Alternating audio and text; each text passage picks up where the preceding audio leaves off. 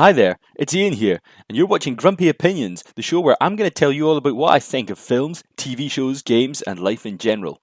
Let's get on with the show. This is it. Ground zero. Would you like to say a few words to mark the occasion? Yes, I do. Lots of things to say. But let's start with Game of Thrones being the show that ruled the world for the last 10 years, based on a best-selling but currently unfinished book series, A Song of Ice and Fire. And here we are. We're at the finishing line. I mean, King's Landing's fallen, Dany burned the city to the ground and most of the people as well, and everything's in absolute chaos. So if you're new to the channel, please subscribe and follow me on Twitter at Grumpy Opinions, and let's get on with the show. Episode 6, The Iron Throne, starts up with the ashes and blood of King's Landing, and Jon and Tyrion are walking the street between the bodies and seeing crying wounded people and burnt crispy folk, and Tyrion goes off to look in the keep and wanders in, and after digging himself into the vault he finds Cersei and Jaime lying dead. Meanwhile, Jon finds Grey Worm killing prisoners under Dany's orders, and he nearly ends up getting in a fight with them. But then, he ends up finding her on the steps of Baelor, where Dany comes out to address the troops and thanks them all for their good work and promises she's going to lead them into freeing the rest of the world under her banner. And Tyrion comes up and says, "I'm having nothing more to do with this," and throws his brooch away. So Dany has him arrested for treason because he freed Jaime last week. So Jon comes up to see him in his cell, and they chat about Dany and what's happening, and Tyrion kind of lays out what we've all been saying all along. The clues to Dany being a bad one are there all along, but everyone ignored it because she was killing the right people. I mean, if Tyrion asks Jon that if he would do that and tells him that he needs to make a choice, and Jon's he's still humming and haw about it because he still loves Dany and he wants to try and deny this being a possibility. But even he knows that Dany doesn't really suffer rivals well. So he ends up going to the throne room and he finds Dany hanging out by the Iron Throne. Her work's complete, only it isn't. And she tells him about her idea for a new utopia of goodness, where the world will kneel before her and everyone will be happy and free. And he asks her how she knows this. Because I know what is good. What about everyone else? All the other people who think they know what's good? They don't get to choose. He tells her again that she will always be his queen, and then he kisses her, and then he does a right stab up in her heart, and she's dead. And Drogon flies up and takes one look at his dead mum and then goes full bonkers, but he doesn't burn Jon.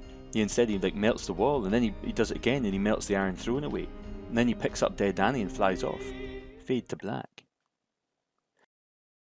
But that's not the end of the show, no, because we pick up and it's been a few weeks and Tyrion's getting brought out to a meeting place, the place from last season where they all met up. And all the big nobles have been assembled, and they're there to decide what they're going to do with him and probably everything else. And there's lots of familiar faces turn up, and they all start squabbling. And Grey Worm wants Jon and Tyrion to be executed, but they realise that what they need actually is a new king who can decide what's happening. And so Lord Edmure stands up and starts putting forward a case for him to be king. Oh bless, such a dafty, and they tell him shut up. But then they debate a bit more, and Sam proposes democracy and everyone laughs at him. And then Tyrion says, well, why don't we make it Bran? Because he's got loads of experience of weird stuff and he can't have kids, so that means we'd move from a hereditary monarchy into an elected one. And surprisingly, everyone seems kind of on board with this, except for Sansa, who's nah mate, the North wants independence, and she Brexits herself straight out of there, and it actually works, so maybe Theresa May should take some pointers. And then Tyrion gets named Hand of the King, and Grey Worm clearly isn't happy, but he goes along with it. And the next thing we see is bedraggled Jon Snow getting released, and his punishment's gonna go back to the Wall and be on the Black Watch again, because that's still a thing apparently, even though the Night's King's gone and the Wildlings are all their friends. But okay. Anyway, he's fine with that, so he says bye to Tyrion and points out that he might be up at the Wall in a few years' time depending on how things go. So Jon leaves and he walks out of King's Landing and he says goodbye to his family and he wishes Sansa well in the north, and Arya tells him that she's off to find out what's west of Westeros, and he bows and says bye to Bran, who's now the king, and Bran says something cryptic as usual and that's him away. Meanwhile, Brienne's the new head of the Kingsguard and she updates the big book with some nice words about Jaime, and then it's the meeting of the small council, and Bronn and Sam and Brienne and Davos all come in and they chat with Tyrion and Bran about life and what's going to happen in the kingdom, and pretty much straight away Bran's yeah fine, leave you to it, I'm going to go off and do some weird three-eyed raven stuff because Bran. And then it all sounds like business as usual, but in a good sort of way. And then the show comes to its close as we see Sansa being coronated as Queen of the North, and Arya gets on a ship and she goes away to the west, and Jon arrives at Castle Black, where Tormund and the Wildlings are still there waiting for him, and so is Ghost. And he rides out to beyond the Wall, leaving all the madness of the Seven Kingdoms behind him. The end. So what did I think? Well, I mean, where do you even start with a story like this? I mean, this has been a massive part of the last 10 years for loads of people, and the books have been an even longer part of people's lives, and mine especially. And now it's all over, it's complete, it's done. We got to the resolution of all these plot arcs and events. Now, I have to say that overall, I thought this episode was overwhelmingly mediocre, like much as I felt about the whole season. And yeah, I'm going to do the negatives first this time.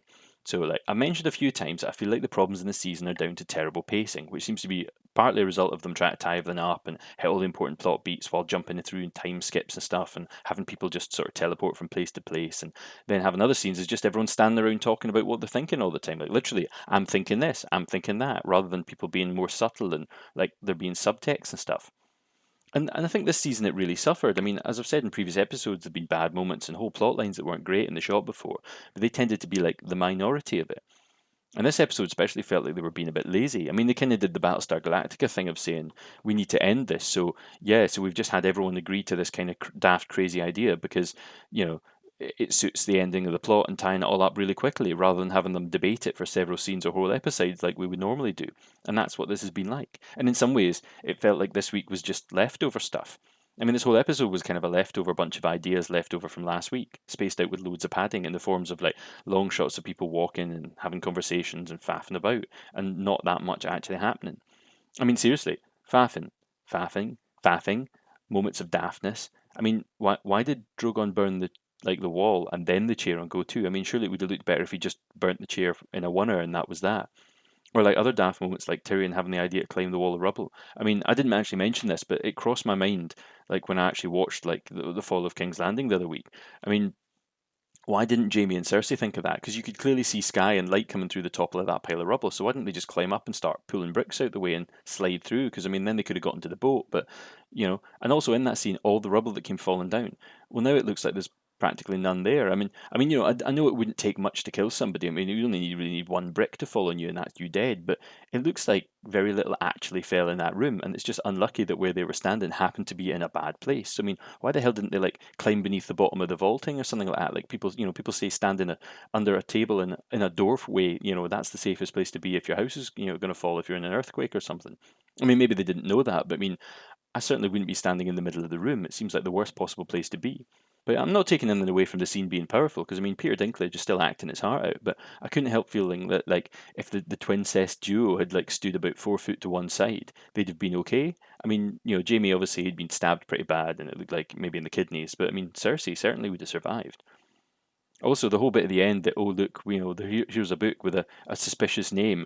I mean, that felt like not only a little bit of a rip-off of like Lord of the Rings, but also bizarrely the end of Trainspotting 2, where, they kind of imply that Spud's going to write a book about all the things that have happened to them, and they imply that it's going to be called Trainspotting. Now, I mean, that felt like a cheap laugh moment in this, and I felt like a lot of the time in this episode it lacked gravitas. I mean, speaking of it lacking gravitas, I felt the pacing of the episode destroyed any gravitas that was with the death of Dany scene. I mean, I kind of guessed when John arrived in the throne room he was going to go all like Wolverine and Jean Grey on her. Yeah, so I mean, I thought that it came too early in the episode and too soon after the thing where he's talking to Tyrion, and almost like this all could have just been part of last week's episode. And if they cut out some of the walking and talking, you could have restructured this whole thing. And somebody will probably do that.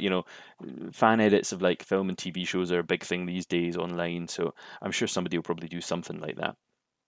But you wouldn't need to actually do all this, and you wouldn't need the things like the time skip. I mean, the time skip was crazy. I mean, that was the first time ever on this show, and it made almost no sense. The idea that, for a start, that Grey Worm wouldn't just simply have killed Tyrion anyway, but even if Dany was dead, and that nobody killed Jon, even though he murdered Dany.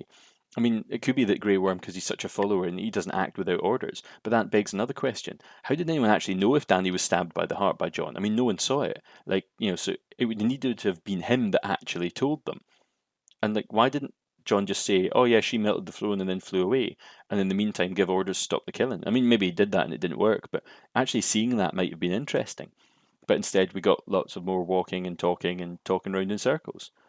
But anyway, I didn't actually hate it. But there was an awful lot of stuff in this that I did like. I mean, decent stuff. And overall, I actually was okay with how it ended. I mean, Sansa ends up at the throne at the end, sort of, kind of, I mean, she ends up on the throne in the north anyway, and I thought she was going to end up winning somehow. And Bran, I mean, I didn't see it coming, him being king, but it kind of makes sense.